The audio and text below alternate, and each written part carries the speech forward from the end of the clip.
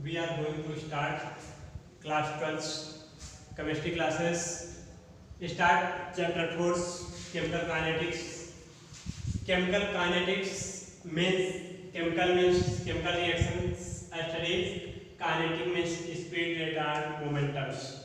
तो हम यहाँ पे केमिकल काइनेटिक यानी रेट ऑफ रिएक्शन के स्पीड को पढ़ेंगे। यहाँ पे रेट ऑफ रिएक्शन की स्पीड को पढ़ेंगे। फर्स्ट हमको पढ़ना है केमिकल रिएक्शन। केमिकल रिएक्शन का रेट क्या होगा, उसका रिएक्टेंट से प्रोडक्ट में चेंज होने में क्या उसकी स्पीड होगी, क्या रेट होगा, उसके बारे में स्टडी करेंगे। ये बहुत ही इम्पोर्टेंट टॉपिक हो जाता है इंडस्ट्रियल्स कंपनी के लिए, प्रोडक्ट बनाने के लिए, इंडस्ट्रियल साइंस के लिए चैप्टर्स और भी ज़्यादा इम्पोर्टेंट हो जाते हैं। और इस चैप्टर से 2 क्वेश्चंस नीट और जेईई एडवांस में पूछे जाते हैं 8 मार्क्स का, तो सबसे ज़्यादा इसलिए और ही इम्पोर्टेंट हो जाता है ये चैप्टर्स। तो यहाँ पे इस चैप्टर्स में हमको केमिकल काइनेटिक्स पढ़ना है। केमिकल मीन्स हम केमिकल रिएक्शन पढ़ेंगे और काइनेटिक मीन्स उसकी स्पीड और रेट को डिटरमाइन करेंगे। सेकंड है factor affecting rate of reaction. उस रेट ऑफ रिएक्शन पे कौन कौन से फैक्टर अफेक्ट कर रहे हैं, कंसंट्रेशन, टेम्परेचर, कैटालिस्ट, ये सारे जो फैक्टर अफेक्ट कर रहे हैं इसका भी स्टडी इसी के अंतर्गत करेंगे। थर्ड है हमारा रेट लॉ एक्सप्रेशन। तो इसका रेट लॉ एक्सप्रेशन क्या होगा उसको भी स्टडी करेंगे इस चैप्टर्स में। फोर्थ है हमारा order of reaction. Order of reactions जो कि बहुत ही इंपॉर्टेंट हो जाता है, ऑर्डर ऑफ रिएक्शन और factor affecting rate of reaction, इन दोनों का स्टडी बहुत ही ज़्यादा जरूरी है और एग्जाम में क्वेश्चंस भी इसी टॉपिक से पूछे जाते हैं ऑर्डर ऑफ रिएक्शन से। तो ऑर्डर ऑफ रिएक्शन में 3 types of order of reaction है। यहाँ पे zero order of reaction, first order of reaction और सेकंड ऑर्डर ऑफ रिएक्शन। तो सबसे ज़्यादा क्वेश्चन पूछा जाता है हमारा फर्स्ट ऑर्डर ऑफ रिएक्शन से, फर्स्ट लॉ एक्सप्रेशन से, फर्स्ट ऑर्डर ऑफ रिएक्शन से। तो हमको ये स्टडी करना होगा क्या होता है zero order of reaction, first order of reaction and second order of reaction.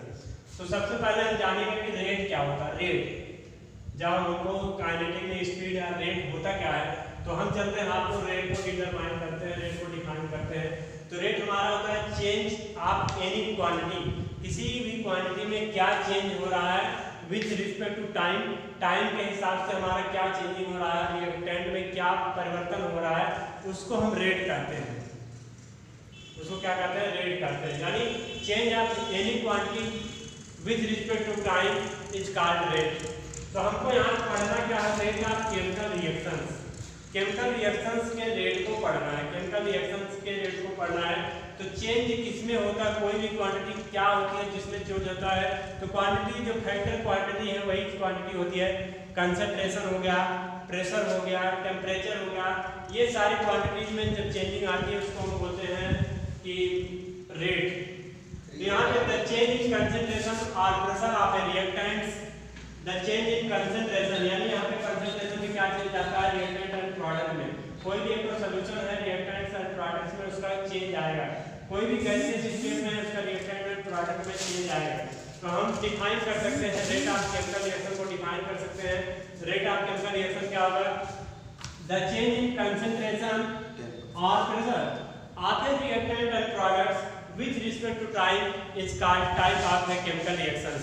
तो हम ये कह सकते हैं कि रेट ऑफ केमिकल रिएक्शन क्या होगा, किसी भी क्वांटिटी में चाहे वो कंसंट्रेशन हो या प्रेशर हो उसमें चेंजिंग आता है, जो टाइम के रिस्पेक्ट में जो चेंजिंग आता है उसका कहलाता है रेट ऑफ केमिकल रिएक्शंस। तो रेट ऑफ केमिकल रिएक्शन हो गया।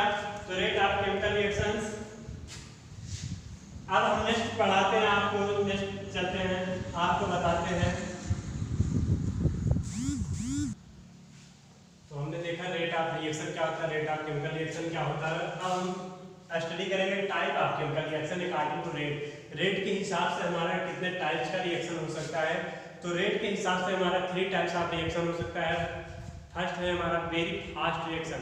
वेरी फास्ट रिएक्शन यानी इन फ्रैक्शन ऑफ टाइम, बहुत कम समय में ही ऐसा रिएक्शन जो कि जिसको होने में बहुत ही कम समय लगता है, ऐसे रिएक्शन को हम वेरी फास्ट रिएक्शन कहते हैं।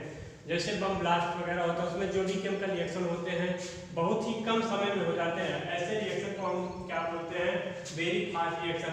आयनिक रिएक्शन, ये भी वेरी फास्ट रिएक्शन में आयनिक रिएक्शन भी आता है। जैसे कि हमारे पास यहाँ पे आयनिक रिएक्शन में कंपाउंड है NaCl and AgNO3।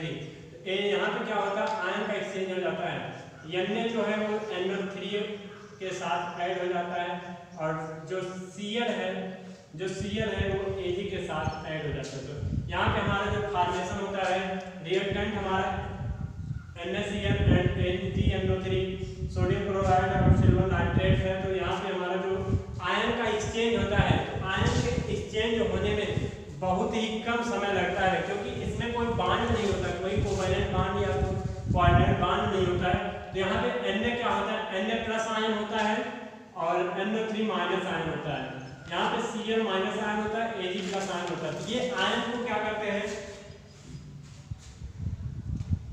Ion exchange करते हैं। तो आयन एक्सचेंज करके हमारा क्या बना लेता है, AgCl, जो कि हमारा क्या होता है PPT, प्रेसिपिटेट के रूप में और छेद के रूप में ऐसा सॉलिड जो नॉन सॉल्युबल इन वाटर होता है वो क्या होता है प्रेसिपिटेट के रूप में वेसल्स में नीचे बैठ जाता है और उसके बाद हमारा बनता है सोडियम नाइट्रेट। तो ये इस तरह का जो भी रिएक्शन होता है उस रिएक्शन को हम बोलते हैं very fast reaction. Very fast reaction in fraction of times, बहुत कम समय में जो भी रिएक्शन होता है उसको हम वेरी फास्ट रिएक्शन जानते हैं।